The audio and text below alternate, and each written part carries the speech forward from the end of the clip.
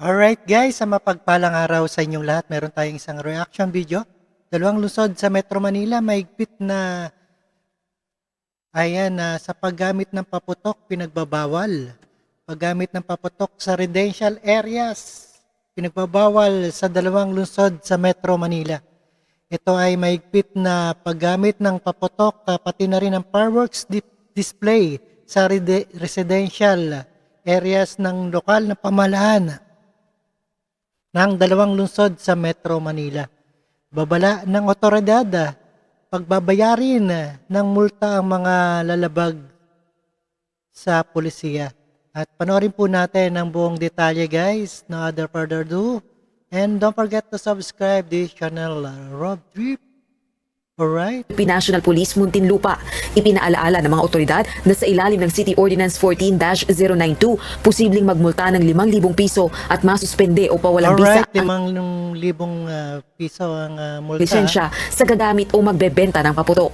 Rosa Licoz, UNTV News and Rescue. Diyos sa namin sandigan, Serbisyo Publiko, Order Number 50. Alright. Kung bakit? Palit ng taon nagsimula ng maghigpit sa regulasyon sa paputok ang dalawang lungsod sa Metro Manila. Sa Quezon City, ipinagbabawal ang paggamit ng firecrackers at fireworks display sa mga pribadong residensya. Pinahihintulutan lamang ang fireworks display sa mga pampublikong lugar na aprobado ng lokal na pamahalaan. Nakasaad ito sa Executive Order Number 54, Series of 2022.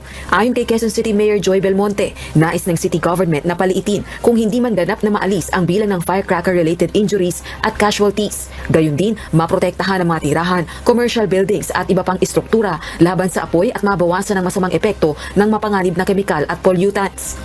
Sa Muntinlupa City naman, kulang ng 500 iligal na paputok na ang nakumpiska ng Philippine National Police Muntinlupa. Ipinaalaala ng mga otoridad na sa ilalim ng City Ordinance 14-092, posibleng magmulta ng 5,000 piso at masuspende o pawalang bisa ang lisensya sa gagamit o magbebenta ng paputok. Rosa Licoz, UNTV News and Rescue. Diyos ang aming sandigan. Alright, napakinggan po natin ang pinagbabawal na paputok. At mag-ingat po tayo sa darating na bagong taon and welcome 2024 sa ating lahat. At maraming salamat, Happy New Year at ingat po kayo palagi. And keep safe and healthy sa ating lahat.